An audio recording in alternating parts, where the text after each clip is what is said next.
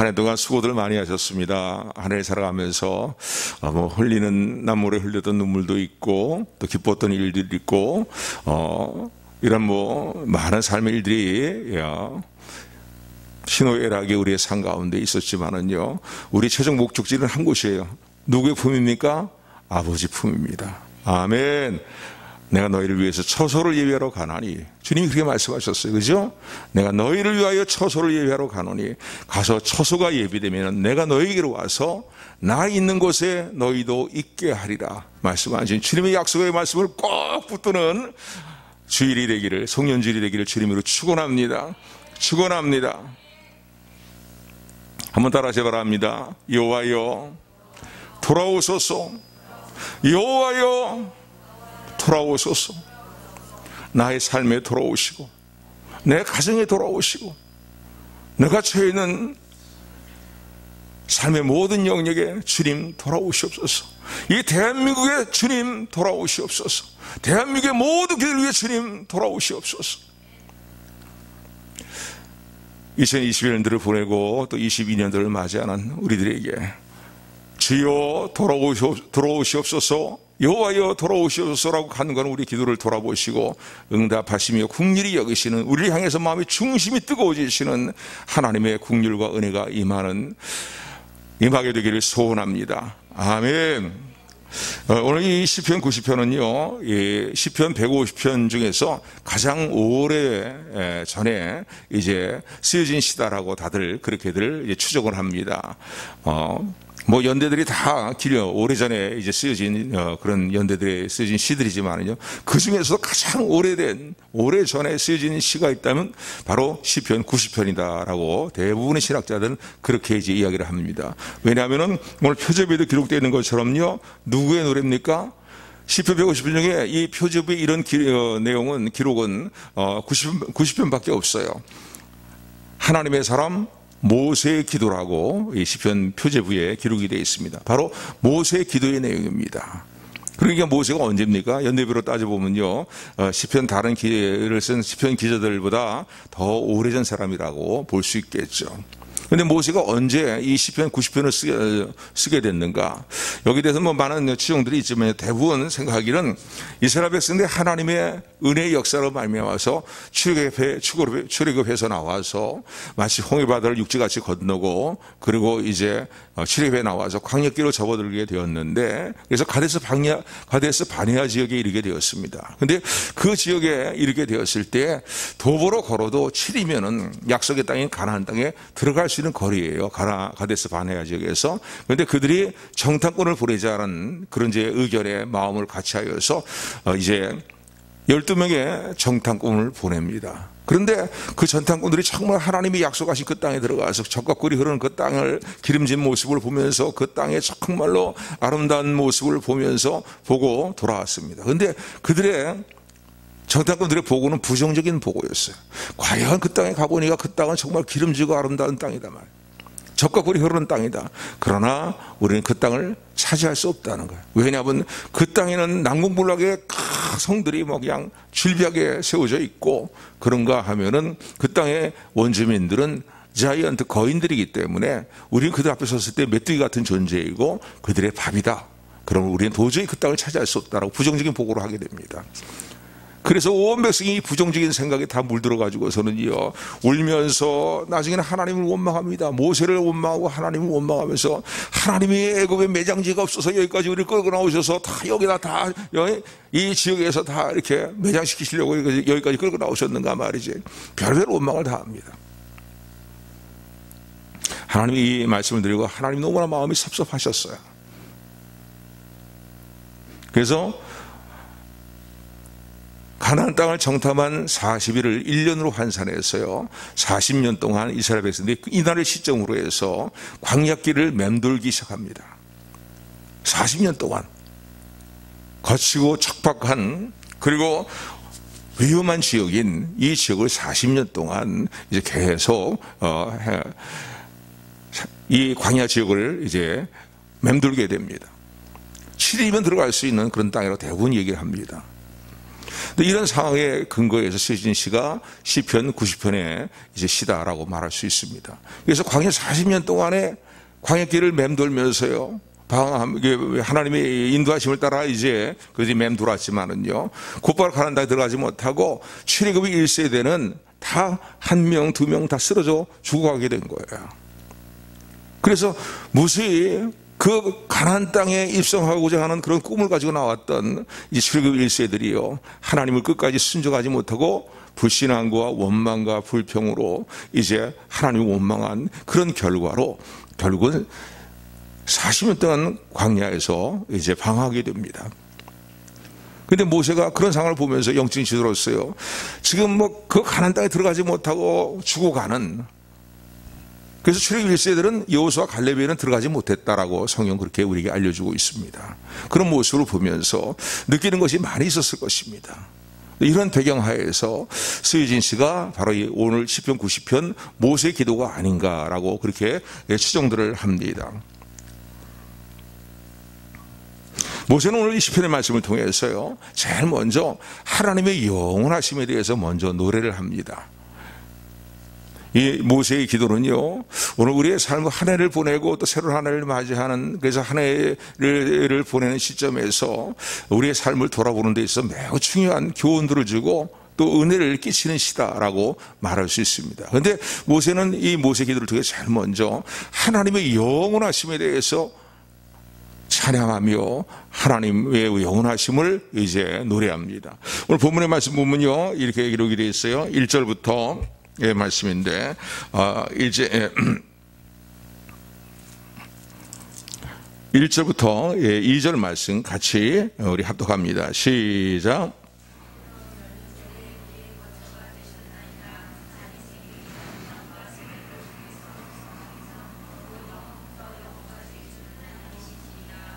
아멘. 여보니까 주여 주는 대대에 우리의 거처가 되셨나이다.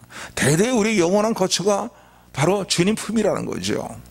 특별히 광야 일정을 보내면서요, 모세가 느꼈던 것은 무엇입니까? 이스라엘 백성들이 뭐 광야에서 제대로 집을 짓고 산 것도 아니거든요.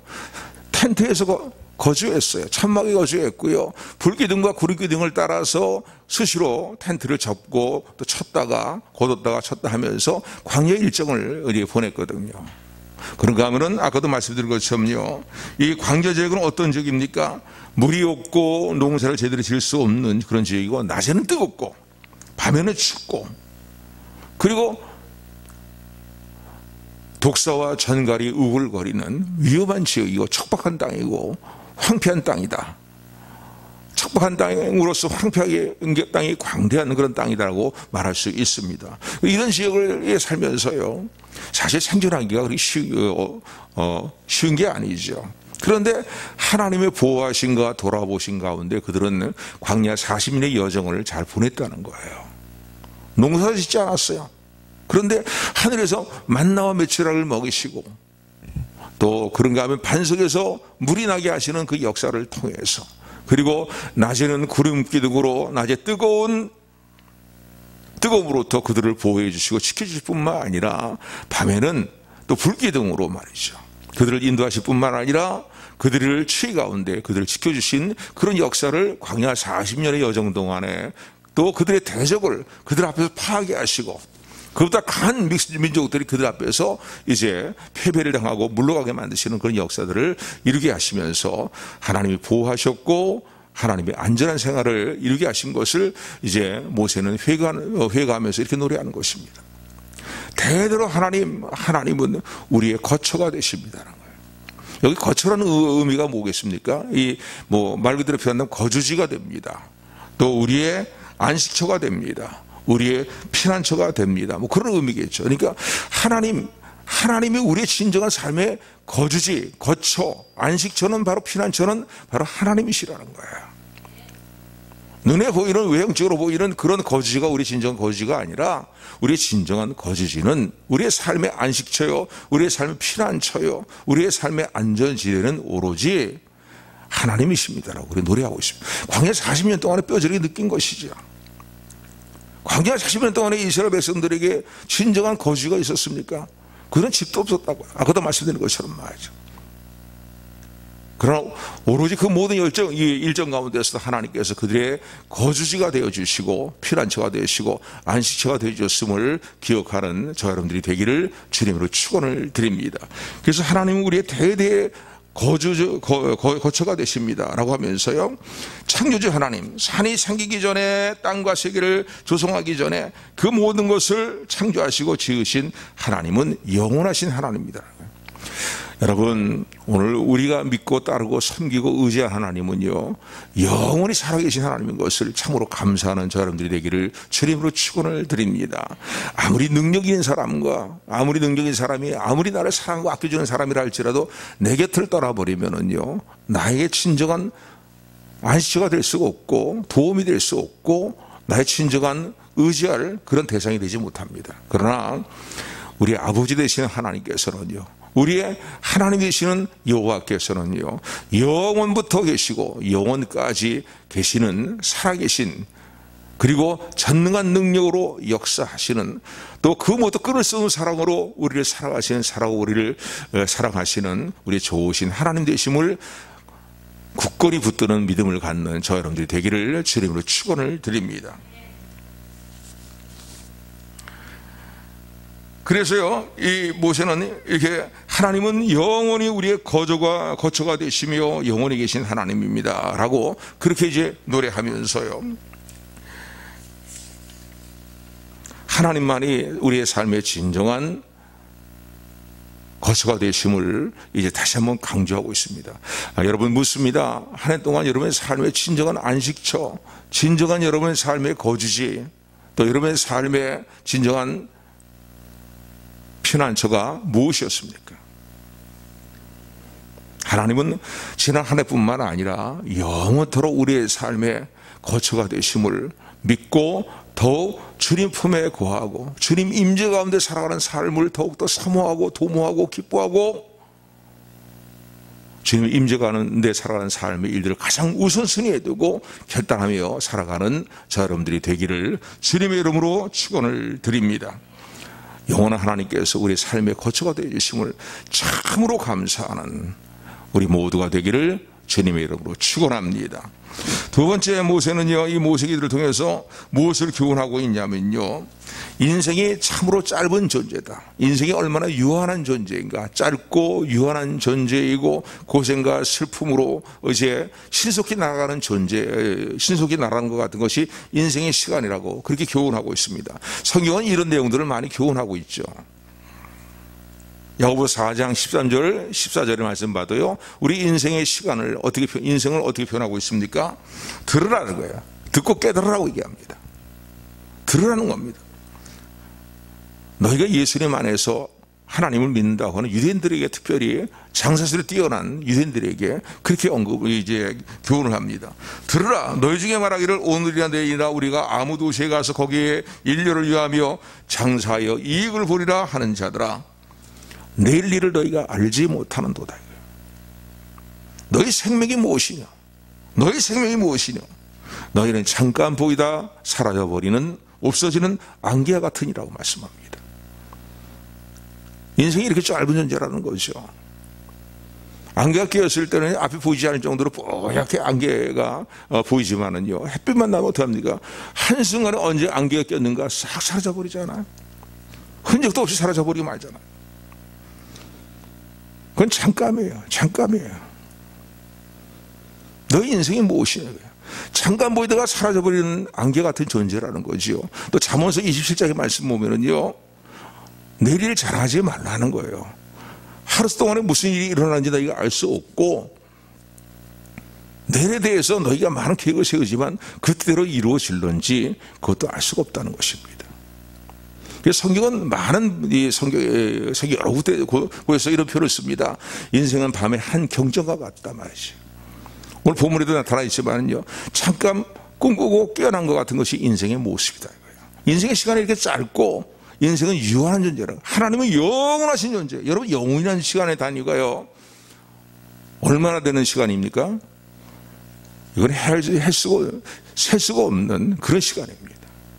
영원하신 거예요. 그러니까 하나님이 영원히 살아계시고 영원히 존재하고 계시고 영원한 전능하신 능력으로 영원한 성실하신 사랑으로 우리의 삶을 돌보시는 하나님이신 것을 우리는 믿고 있습니다. 그런데 그 하나님과 대조적으로 인생의 모습은 아무리 잘났다고 자기 명철과 지혜와 능력을 뭐 자랑하면서 뭐 일저일 뭐 이렇게 하나님 없이 일들을 도모하지만은 또 하나님이 원하지 않은 일들을 자기 인생의 계획을 가지고 도모하고 인생의 모든 일들을 도모해 나가지만은 들으라는 거예요. 깨달으라는 거예요. 너의 인생이 어떤 존재인가를 깨달으라는 겁니다. 하나님이 이제는 됐다, 이제는 됐다 라고 부르시면요, 다 두고 떠나야 될, 잠깐 보이다 사라져버리는 안개 같은 것이 우리 인생이라는 사실을 기억하시는 저 여러분들이 되기를 주님으로 축원을 드립니다.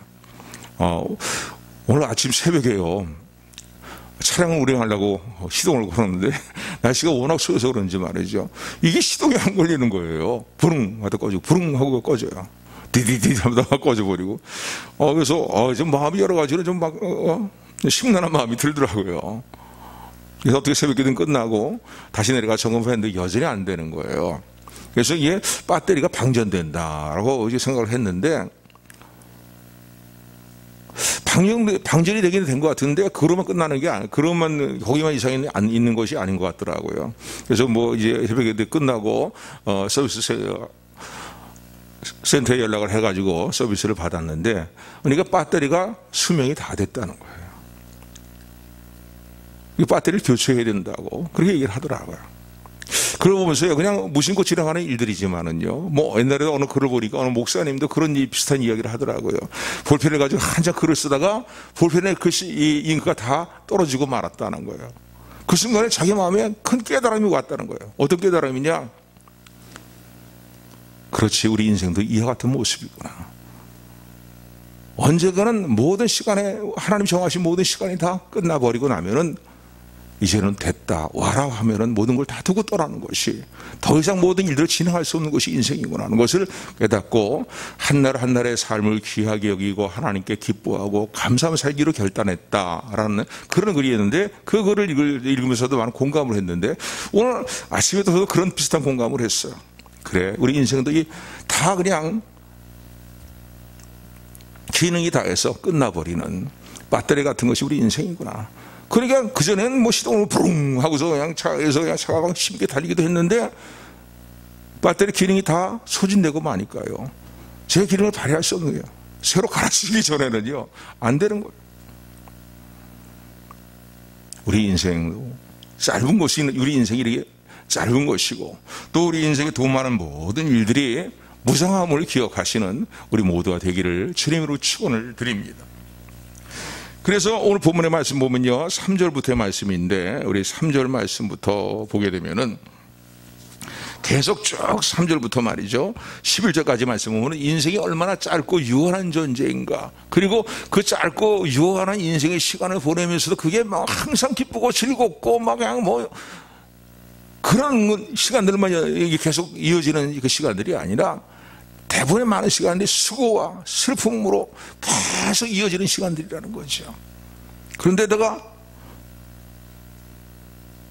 이렇게 신속히 날아가는 것 같은 짧은 인생의 시간들을 보내는데, 우리의 죄의 문제로 인해서요, 인생은 다 죄 가운데 있기 때문에 부패한 죄로 관영한 삶을 살고 있기 때문에 하나님의 진노 가운데 인생의 이 시간들을 보내고 있다는 거예요. 화살같이 빠르게 지나가는, 신속히 날아가는 화살 같은 그 시간들, 그것도 짧은 시간들, 유한한 시간들. 근데 그 시간의 모든 것이 수고와 슬픔으로 계속 이어지는 시간들이고, 하나님의 진노 가운데에 불안과 두려움에 쌓여서 살아가는 그것이 인생의 시간이라는 것을 노래하고 있습니다. 알라는 거죠. 깨달라는 겁니다. 우리 인생이 어떤 존재인가, 인생의 삶을 살아가면서 어떠한 뭐 대단한 것들을 이야기하지만은 얼마나 미약한 존재인가를 깨달으라는 겁니다. 우리 3절부터 말씀에 뜰 생각하면서 우리 11절까지만 뜰 생각하면서 좀 길지만은요, 제가 한 절 읽고 여러분들이 한 절 읽고 교독합니다. 3절부터입니다. 주께서 사람을 티끌로 돌아가게 하시고 말씀하시기를 너희 인생들은 돌아가라 하셨사오니,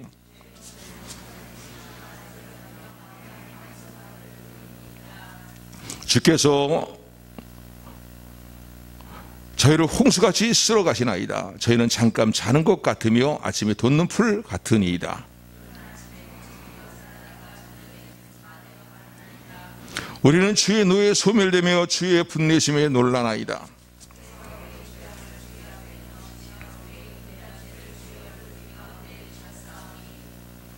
우리의 모든 날이 주의 분노 중에 지나가며 우리의 평생이 일시간에 다하였나이다.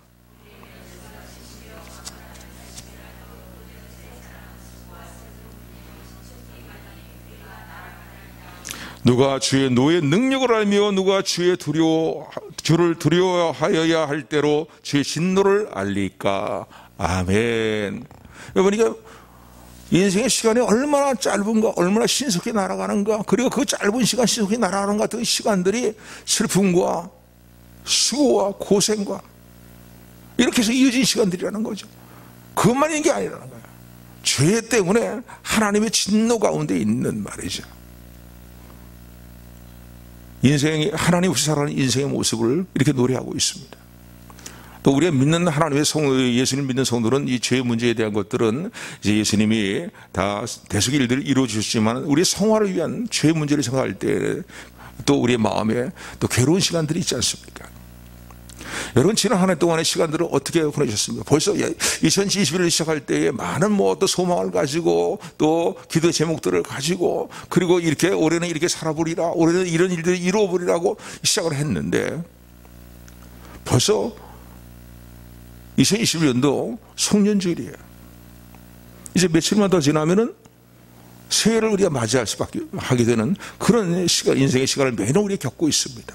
그런데 이 한 해의 모든 시간들을 여러분 한번 잠깐 생각해 보면서 돌아보면서 즐거우셨습니까? 아주 즐겁고 복된 일들 말이죠. 환호성이 막 터져 나오는 말이죠. 환희의 기쁨이 막 터져 넘쳐나는 그런 시간들이었습니까? 물론 그런 시간들도 있었을 것입니다. 그러나 대부분의 많은 시간들을 보게 되면 슬픔과 수고와 고생으로 계속 이어진 시간들이었고, 뭔가 안타까움으로 이어지는 시간들이었고, 또 그런가 하면은 우리는 하나님을 믿는 사람들이니까 하나님 몇 여시 가지고 살아갈 때에 너무나 나라는 존재가 이렇게 부패한 존재인가, 이렇게 어두운 존재인가 말이에요. 하나님께 죄송스럽고 괴로운 시간들을 우리가 내 자신의 성화의 모습을 생각하게 될 때 그런 시간들을 보낸 시간들이 많다라는 것을 부인할 수가 없습니다. 인생이 이렇게 짧은 존재라는 사실을 깨달으라고 지금 본문은 모세는 이렇게 기도하고 있는 거예요. 그리고 교훈하고 있는 것입니다.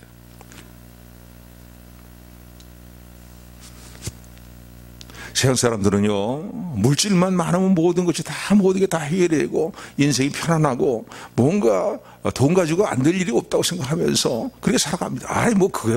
그게 괜히 그렇게 말만 그렇게 하는 거지 그렇게 생각하지는 않아요. 하지만은요, 삶의 모습들을 보게 되면은 마음에 저변에 깔려있는 생각들을, 그런 생각을 갖고 있는 사람이 너무나 많아요. 돈이면 다 된다는 거예요. 그리고 목에 돈이 좀 있는 사람들과 물질이 있는 사람 목에 힘이 들어가기 시작합니다. 그런데 참 묘한 것은요, 이런 사람, 뭔가 물질이 있고 뭔가 세상에 권력이 있고 이런 사람들의 에는 주변에 사람들이 모이게 되어 있고, 그리고 그런 대상을 부러워하는 거예요. 그들을 어떤 추모하는 대상으로 말이죠, 본받아야 되는 어떤 대상으로 말이죠, 삼고서 부러워들 해요. 근데 하나님 여기 대해서 오늘 본문을 보면 이 이사 49 본문의 근거에서 이제 이사가 아니라 시편 49편을 보면요, 동일한 비슷한 내용을 말씀하고 계십니다. 아무리 부유한 사람, 권세가 있는 사람도 그 물질과 권세로 자기가 아무리 사랑하는 형제를 구원할 수도 없다는 거예요. 생명을 살 수 없다는 거예요. 쉽게 얘기한다면요, 자기 생명도 살 수 없고 그 사랑하는 형제의 생명도 살 수가 없다는 거예요. 왜? 생명은 너무나 귀한 것이기 때문에. 그게 사람의 어떤 물질과 권력과 이런 거 가지고 세상적으로 추구하는 말이죠, 이거 가지고 이루어질 일이 아니라고 얘기합니다. 그러면서 계속 시편 40편에서 강조하는 내용은 깨달아야 된다는 거예요. 깨달아야 된다는 거예요. 인생은 존귀한 존재이지만은 장구치 못하다는 사실, 영원치 못하는 사실을 깨달으라는 겁니다. 또 인생은 존귀한 존재가 하나님이 세우셨고 만물의 영자로 세웠지만은 이런 세상의 물질과 부귀와 영화가, 이런 세상의 물질과 부귀와 영화가, 이런 세상의 물질과 권세가, 이런 세상의 권력과 이런 것 가지고 세상적으로 추구하는 말이죠, 이거 가지고 이루어질 일이 아니라고 얘기합니다. 그러면서 계속 시편 40편에서 강조하는 내용은 깨달아야 된다는 거예요. 깨달아야 된다는 거예요. 인생은 존귀한 존재이지만은 장구치 못하다는 사실, 영원치 못하는 사실을 깨달으라는 겁니다. 또 인생은 존귀한 존재가 하나님이 세우셨고 만물의 영자로 세웠지만은 이런 세상의 물질과 부귀와 영화가 영원하지 못하고 또 그들의 삶을 생명을 그들에게 생명을 주지 못한다는 사실에 대해서 깨달아야 된다는 거예요. 깨닫지 못하는 자는 멸망하는 짐승 같다라고 그렇게 이사가 이 시편 49편에 보면 그렇게 말씀합니다. 시편 49편 6절 9절의 말씀은 이렇게 말씀합니다. 자기의 재물을 의지하고 풍부함으로 자긍하는 자는 아무도 결코 그 형제를 구속하지 못하며 저를 위하여 하나님의 속죄를 바치지도 못할 것은 저희 생명의 구속이 너무 귀하며 영영이 못할 것입니다. 저로 영전하여 썽을 보지 않게 못하리니. 또 시편 49편 이어져서 12절 20절 보면은 사람은 존귀하나 장구치 못하며 멸망하는 짐승 같도다. 존귀의 천하나 깨닫지 못하는 자는 멸망하는 짐승 같도다라고 그렇게 교훈하고 있습니다. 사람이 영원하지 못한 존재라는 거죠. 아무리 뭐 훌륭하게 보이는 그 존재라 사람이라 할지라도 언젠가 이 땅의 삶이 다 끝나게 돼 있잖아요. 사람이 한 번 태어나서 죽는 것은 정한 이치이고 그 후에는 하나님의 심판대에 있다는 사실을요 성경은 너무나 분명하게 언급하고 있습니다. 그런데도 인생을 살아가면서요 하나님께 소망을 두고 하나님의 은총과 은혜를 사모하고 그것을 귀하게 여기는 믿음의 삶을 살아야 되는데 그렇게 살지 못하고 하나님이 없이 살아가면서 세상의 것들이 부귀의 영화와 말이죠 물질과 권력과 이걸 추구하는 것이 얼마나 헛된 것인가를 깨달아야 된다는 거예요. 깨달아야 된다. 인생은 죽는 모습을 보면은 동물과 짐승과 멸망하는 짐승과 뭐가 다를 게 있냐는 거예요. 영원한 존재냐 이거예요. 영원하지 못하다는 거예요. 아무리 세상적으로 힘이 있고 뭐 권세가 있고 부귀영화를 누려도 말이에요. 세상의 갑부들 다 죽었잖아요. 권력자들 다 어느새 다 이 땅에 삶을 마쳤잖아요. 전두환 때는 뭐 전두환 대통령이 말이죠. 그 권세로 가지고 하늘에 날아가는 새도 떨어뜨린다. 뭐 이런 얘기들도 주고받았지만 인생은 벌써 이 땅의 사람이 아니잖아. 이걸 깨달아야 된다는 거예요. 언젠가는 멸망받을 짐승과 동일하게 죽어야 될 존재가 인생이라는 사실인 거예요. 이게 하나님 정하신 이치예요. 그리고 세상의 부귀, 명예와 권세가 우리의 죄를 대속할 수가 없다는 것입니다. 우리의 생명을 구원할 수가 없다는 사실을 깨달아야 된다. 그래서 시편 49편 마지막 절에 보게 되면은 20절에 보게 되면 이렇게 얘기합니다. 아까도 읽어드린 말씀이지만은 존귀에 처하나 깨닫지 못하는 사람은 멸망하는 짐승과 같다는 거예요. 이런 진리와 인생을 헤아리는 지혜에 대한 교훈을 마음에 깨닫고 마음에 새겨야 된다는 거예요. 마음에 새겨야 된다는 거예요. 그래서 어느 훌륭한 그 대왕은요 내려오는 일화에 오면은요 자기 신하에게 아침마다 신하들이 문안하게 될 때에 신하들에게 그렇게 이제 문안 인사를 하라고 그렇게 요구를 했다 그래요. 대왕님, 죽을 날을 기억하십시오. 아침에 일어날 때 첫 번째 인사 만나면요 죽을 날이 가까이 왔습니다. 죽을 날을 대비하고 예비하십시오. 지혜로운 왕이지요. 지혜로운 왕인 거예요.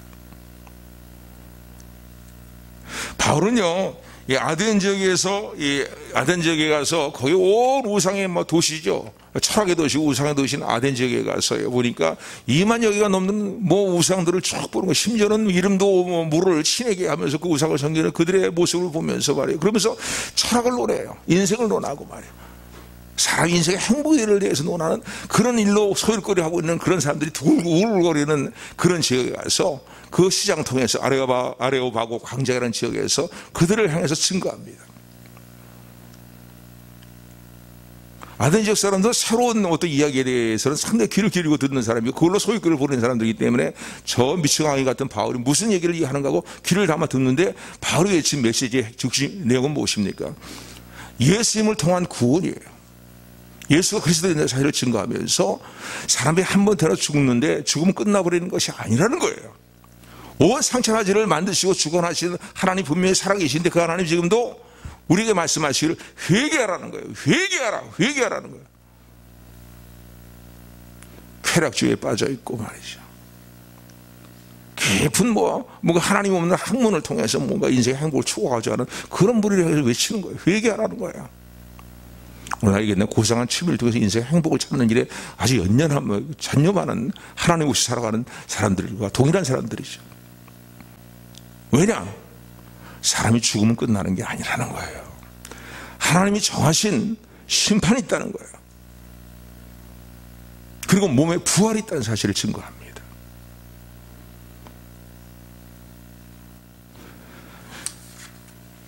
그러므로 인생이 얼마나 유한한 존재를 깨닫고, 그리고 이 땅의 삶에 이제 모든 시간들이 끝나는 날이 반드시 있고 하나님 앞에 설 날이 있다는 사실을 기억하면서 인생의 유한함과 인생의 지극히 짧음과 이런 시간들에 대해서 다시 한번 영적인 각성된 마음을 갖는 우리 모두가 되기를 주님의 이름으로 축원합니다. 그래서 예배서 말씀도 보면 그런 말씀이 있죠. 세월을 아끼라는 거예요. 세월을, 예배서 5장 15절 10절 말씀 보니까 그런즉 너희가 어떻게 해야 할 것인가 자세히 주의하여 지 없는 자 같이 말고 오직 지 있는 자 같이 하여 세월을 아끼라. 때가 악하니라. 그러므로 어리석은 자가 되지 말고 오직 주의 뜻이 무엇인지 분별하라 라고 그렇게 우리에게 교훈하고 있습니다. 모세는 이런 내용들을 교훈하면서요, 고백하면서요, 오늘 본문의 말씀을 보게 되면은 하나님 앞에 이런 기도를 드립니다. 기도로 모세는 이제 자신의 신앙의 고백과 또 교훈을 마무리 짓고 있는데, 그 기도의 내용이 오늘 한 해를 마무리 짓고 또 새로운 한 해를 맞이하고자 하는 우리 모두의 간절한 기도가 되기를 주님으로 축원을 드립니다. 아멘. 우리 12절 말씀이에요. 우리 12절 말씀 같이 합독합니다. 시작.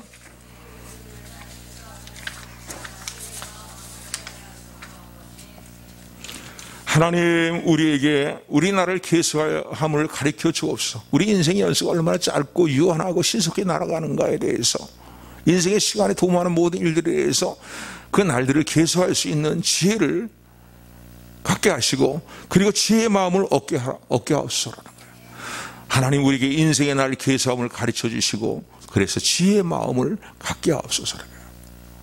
멸망할 짐승과 같이 다를 바가 없이 말이죠. 먹고 싸고 입고 먹고 노하고 놀고 말이죠. 먹다 그런 묘명이 있다는 사람들이 만든 얘기인지 모르겠지만요. 예? 그로 끝나는 인생이 멸망하는 짐승이죠. 그리고 지혜의 마음을 얻게 하소서라고 기도하라는 거예요. 하늘을 좀 마무리 져가는 이 시점에서요, 오늘 저 사람들이 드려야 될 간절한 기도입니다. 내가 거듭나서 예수를 믿고 구원받았는데, 구원받은 이후에 나의 인생의 시간들을 어떻게 살아야 될 것인가, 정말 하나님이 기뻐하시는 뜻을 따라 살아가는 지혜의 마음을 갖게 하옵소서. 예배서 5장의 말씀보다 세월을 아끼라고 그랬어. 세월을 아끼라고 그랬잖아. 때가 너무 악하다는 거예요. 지혜로운 마음을 가져야 된다는 거예요. 주의 뜻이 무엇인가를 바르게 이해하고 그 뜻 가운데 행하는 삶의 일들에 너의 모든 시간을 쏟아붓는 그런 삶을 살아가는 것이 참된 복이 있는 것이고, 복이요 참된 지혜라고 말씀하시는 성령의 음성을 듣는 저 여러분들이 되기를 주님의 이름으로 축원을 드립니다.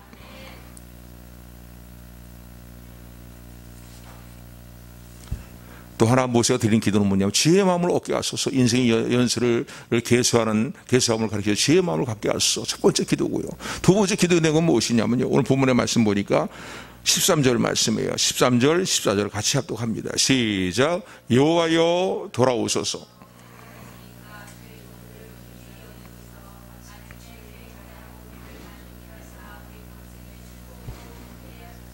두 번째 기도는요, 여호와여 돌아오소서라는 거예요. 우리의 죄악으로 인해서 우리가 하나님의 진노 중에 있고, 또 우리가 환난과 고초와 온갖 시련 가운데 있는데, 고난 가운데 있는데, 하나님을 떠난, 하나님의 임재를 떠난 우리의 삶의 모습 때문에 그렇습니다. 하나님이 우리의 삶 가운데 떠나버리신다면 우리 영원한 거처가 되시고 대대의 거처가 되시는 하나님께 우리를 떠나가시고, 하나님이 임재 없이 살아가는 하나님의 백성들이 무슨 힘이 있겠고, 무슨 삶의 소망이 있겠고, 무슨 기쁨이 있겠습니까?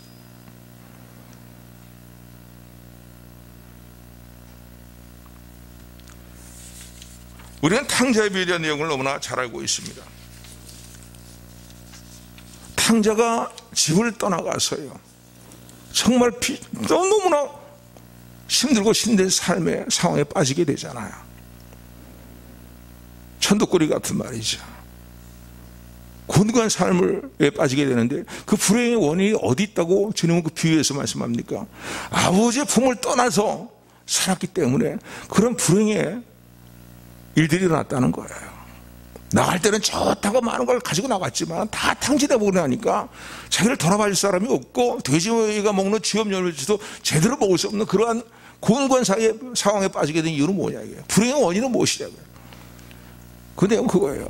물론 거기에 다른 비유의 핵심적인 내용도 있지만은요, 그걸 더 깨닫게 되는 건 무엇입니까? 그 불행의 원인은 아버지의 품을 떠나 살았기 때문이라는 겁니다. 여러분, 한 해를 돌아보시기 바랍니다. 매 순간순간 하나님은 대대에 우리의 거처가 되십니다 라는 신앙의 고백을 가지고 하나님의 임재 가운데 살아오셨습니까?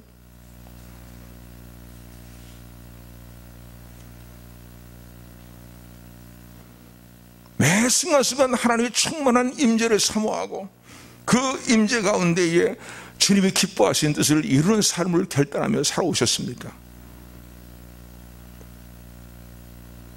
아니면은 혹시 우리의 삶이 입술로는 주님을 시인하면서도 주님이 나와 함께 하시는 것은 복이라고, 함께 하시고 복이라고 입술로는 이를 시인하면서도 우리의 삶의 모든 일들과 행위에 있어서는요, 오늘도 우리 가운데 충만히 임재하기를 원하시는 하나님의 그 임재하심을 소멸시키는 삶을 살지는 않았는가를 다시 한번 돌아보는 성년주일이 되기를 주님으로 축원을 드립니다. 내 가정의 모습을 돌아와야 될 것이고요, 우리 국가적인 상황을 봐도 그렇습니다. 이때 교회들의 모습을 봐도 그렇습니다. 오늘 한 해를 보내고 새로운 한 해를 맞이하는 될 이 시점에서 우리가 드리될 기도가 뭐겠습니까? 여호와여 돌아오소서. 여호와여 하나님의 임재에서 멀어진 나의 삶에서 떠나지 마시고 돌아오시옵소서. 충만히 임하여 주옵소서. 여호와여 내 가정에 충만히 임하여 돌아오시옵소서. 이 나라 민족 대한민국에 주여 돌아오시옵소서. 주님의 국민이 떠나가고 주님의 인내하심이 떠나는 이 나라의 민족, 이 땅의 교회들이 무슨 소망이 있겠습니까? 자, 인간적으로 보면요, 내가 봐도 소망이 보이지 않아요. 희망이 없어요.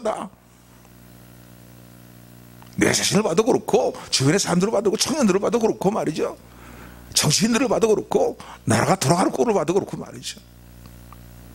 이때 우리가 드리는 기도가 뭐예요? 무엇이어야겠습니까? 여호와여 돌아오시옵소서. 주님의 임재만이 우리의 삶의 소망이며 삶의 기쁨이며 평안이며 우리의 능력과 힘입니다. 간절한 마음으로 이 기도를 드리는 일들을 잊지 말아야 됩니다. 정말 진정한 마음으로 이 기도를 드려야 됩니다. 내 삶 가운데 돌아오시옵소서. 내 가정에 혹시라도 주님의 충만한 임재가 소멸되고 떠나가는 상황 가운데 있다면 다시 돌아오시옵소서 말이에요. 그래야 해서 우리에게 인애와 긍휼을 베풀어 주시옵소서. 하나님의 우리에게 충만히 임하는 그 하나님의 임재 가운데 하나님께 우리를 긍휼히 여기신 하나님의 인애와 긍휼만이 우리의 삶의 소망이라는 사실을 정말로 진정으로 마음의 진정을 토하면서 고백하면서 간절하게 하나님의 충만한 임재를 사모하며 인자와 긍휼을 여기심을 사모하는 우리 모두가 되기를 주님으로 축원을 드립니다. 그래서 우리의 삶의 회복이 이루어지게 해달라는 거예요. 회복이.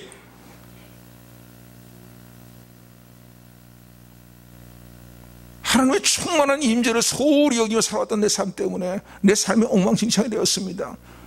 이 시대가 뒤죽박죽 시대, 엉망진창 시대가 되고 말았습니다.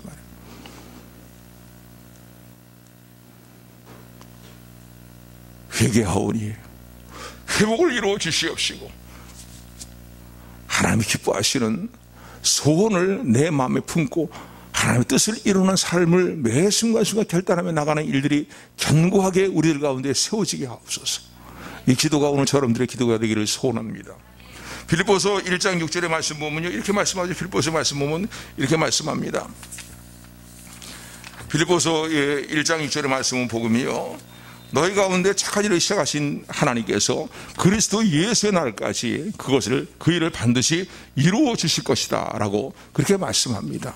또 빌립보서 2장의 말씀 보면 이런 말씀이 있어요. 어떤 말씀이 있냐면요, 너희 가운데 행하시는 분은 하나님이신데 하나님 기뻐하시는 뜻을 우리 마음에 소원으로 품게 하신다는 거야. 그리고 그 소원으로 품은 일들을 이루게 하신다는 거야. 하나님 기뻐하시는 일이 우리 마음에 소원과 비전으로 주어지는 그런 은혜를 삼하는 기도예요.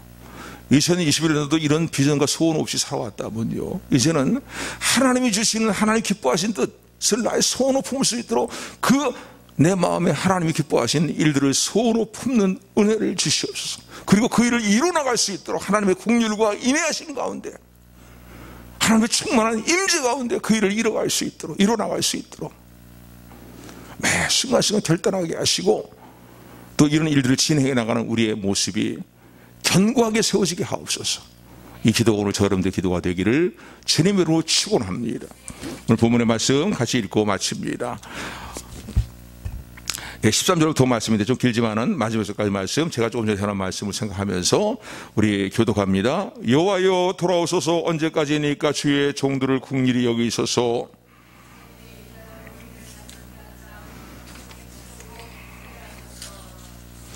우리를 공곡해 하신 날수대로와 우리의 화를 당한 연수대로 기쁘게 하소서.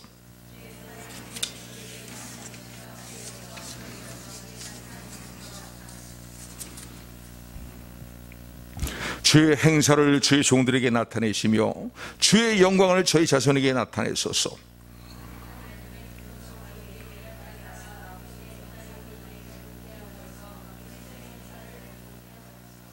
아멘.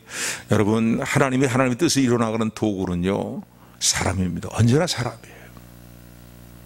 그러니까 하나님이 기뻐하시는 일들을 사람을 통해 이루기를 원하시고 그렇게 이루어 나가십니다. 2021년도 하나님의 뜻을 이루는 일에 내 마음을 제대로 쓰지 못하고 살았다면 이제 돌아오시옵소서.